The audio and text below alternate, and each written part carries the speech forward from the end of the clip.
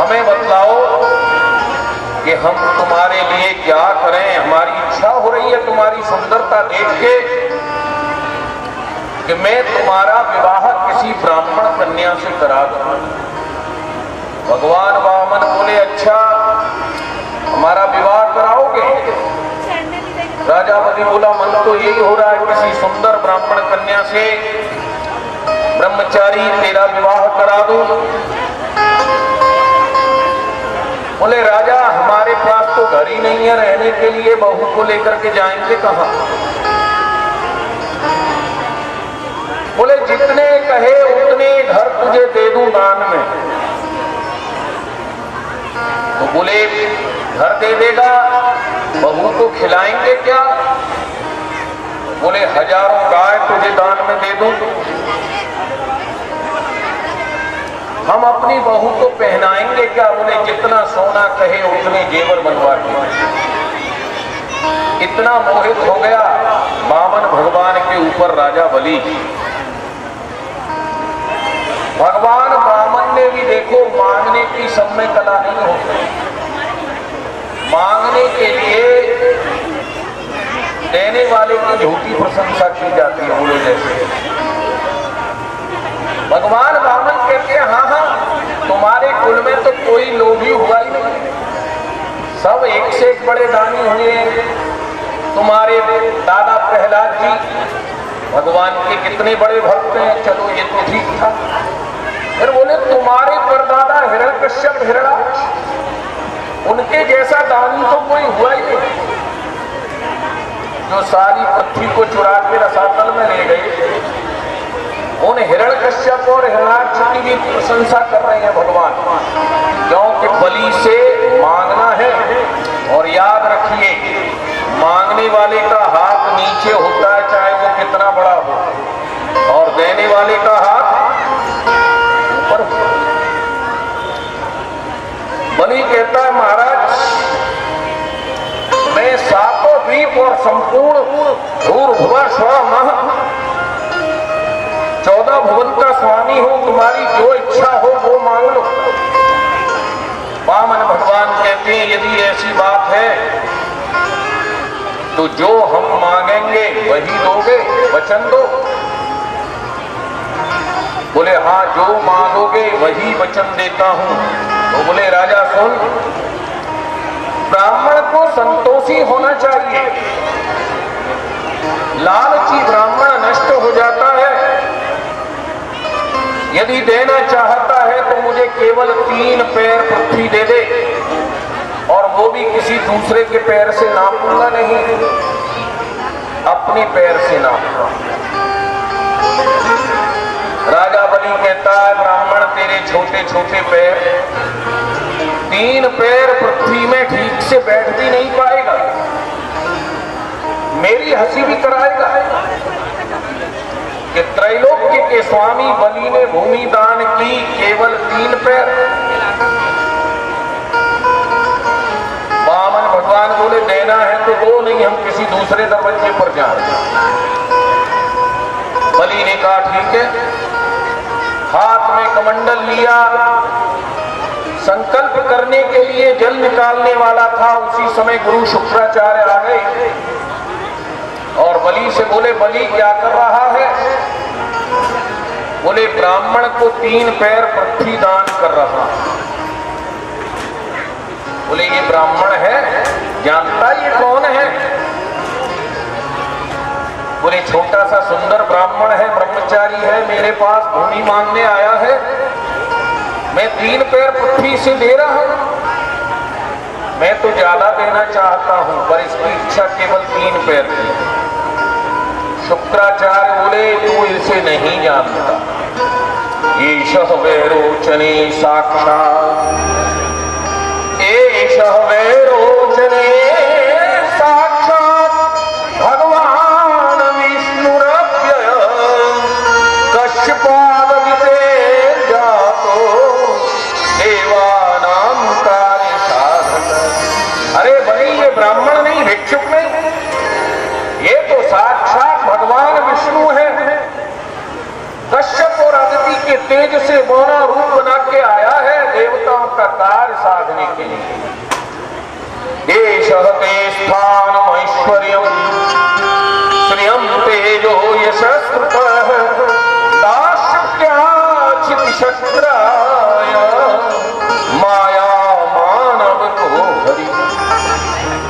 ये तेरी सारी पृथ्वी, सारी संपत्ति, तेरा यश सब इससे छीन करके देवराज इंद्र को दे देगा।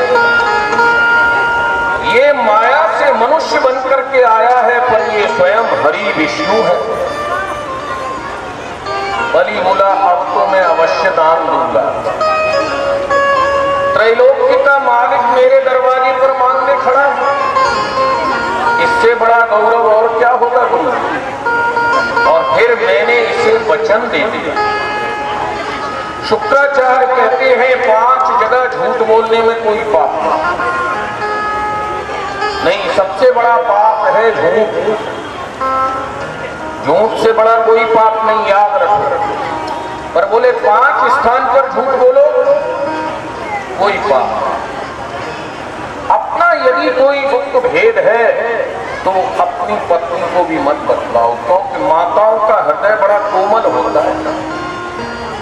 आपने घरवाली से कहा देखो ऐसी बात है, उसके यहाँ ये हो गया था, किसी को बताओगी तो नहीं? घरवाली कहेगी नहीं नहीं मैं क्यों बताऊं। और जैसे ही कोई पड़ोसी मिलेगी, ए इधर आ सुन, किसी को बताएगी तो नहीं? नहीं नहीं मैं क्यों बताऊं, हमारी पत्नी ऐसा कहते। उस पड़ोसी ने तीसरी को बुलाया, सुन किसी को बताएगी तो नहीं? नहीं मैं क्यों बताऊं। उसके पति ऐसा कहते, किसी ने किसी को बताया नहीं और पूरे मोहल्ले को पता चला। इसलिए अपना भेद पत्नी को भी नहीं बताना चाहिए। यदि झूठ बोलने से किसी लड़की की शादी हो जाती है तो झूठ बोल दो। यदि झूठ बोलने से गाय की हत्या रुकती है, एक गाय जा रही है, कसाई पीछे पीछे आ रहा है, गाय इधर गई, कसाई ने पूछा कहां गई, कह दो इधर गई, तो उस झूठ बोलने में कोई पाप नहीं। यदि झूठ बोलने से ब्राह्मण की हत्या रुकती है तो झूठ बोलने में कोई पाप नहीं। हमारे प्राण संकट में है और बिना झूठ बोले नहीं बच सकते तो झूठ बोल दो, अन्यथा किसी भी स्थिति में झूठ बोलोगे तो सबसे बड़ा पाप झूठ। सांच बराबर तपन, झूठ बराबर पाप, जाके मन में सांच है ताके मन में। शुक्राचार्य कहते हैं बलि ये तेरी सारी भक्ति संकट में है, झूठ बोल दे, इससे वचन बदल जा। पर बलि को तो एक अभिमान आ गया था कि संसार का मालिक मेरे आगे मांगने खड़ा है। और एक बात याद रखिए, गुरु साक्षात स्वयं हरि, गुरु महाराज स्वयं भगवान है, गुरु से बड़ा कोई नहीं। परंतु यदि कोई गुरु भगवान से अलग करता है तो उस गुरु को भी त्याग दो। जो गुरु ये कहता है भगवान की पूजा मत करो, केवल मेरी पूजा करो, भगवान के मंदिर में मत जाओ, उस गुरु को भी त्याग दिया। राजा बलि ने धर्म के मार्ग में बाधा बनने वाले गुरु शुक्राचार्य का त्यागन कर दिया और बलि को कोई अपयश नहीं हुआ।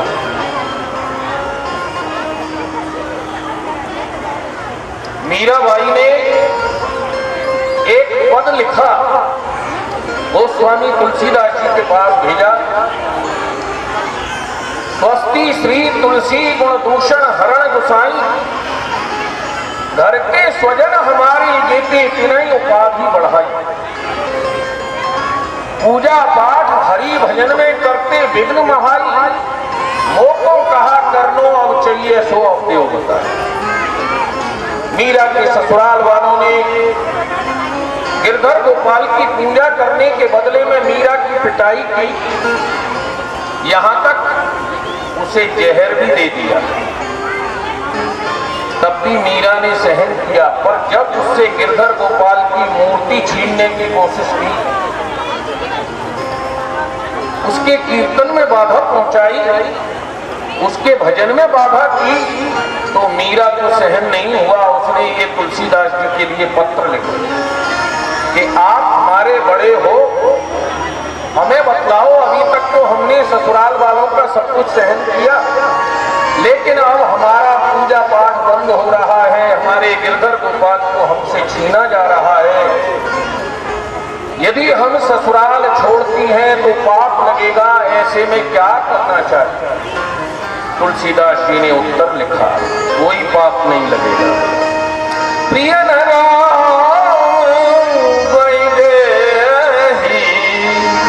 जाके प्रिय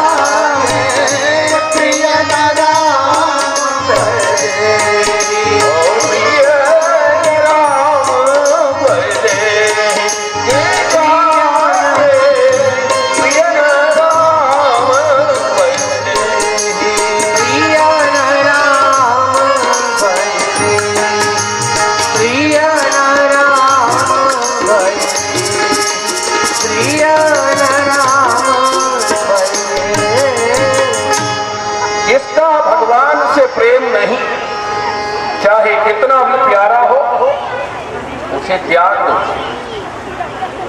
पूछा मीरा ने, किसी ने त्यागा है महाराज? बोले हाँ, प्रहलाद ने पिता हिरण्यकश्यप को त्याग किया।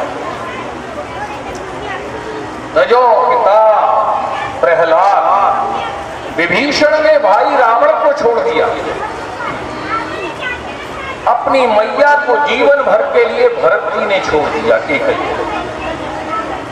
तजो पिता प्रहलाद, विभीषण बंधु भरत रहता।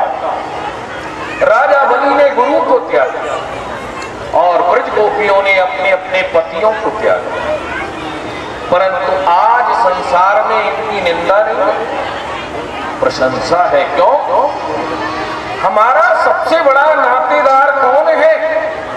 जिसका भगवान से प्रेम, वही हमारा भाई है, वही गुरु है, वही हमारा पिता है और वही नातेदार और रिश्तेदार है जिसका भगवान से प्रेम। और भगवान से पेश करने वाला चाहे गुरु क्यों न हो, उसे भी प्यार।